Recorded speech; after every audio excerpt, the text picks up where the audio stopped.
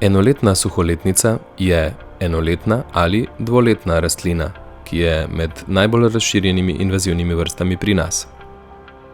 Njena soцветja so belo-rumena, podobna marjeticam.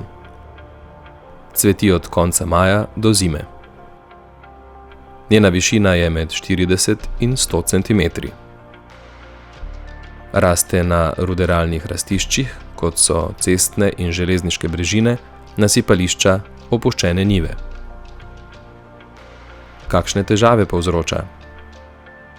Zmanjšuje krvno vrednost ruše, izpodriva domače vrste. Kako jo odstranjevati?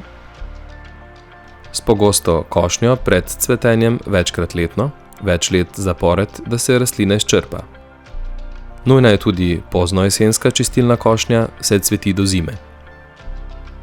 In z ročnim odstranjevanjem rastlin, če že cvetijo.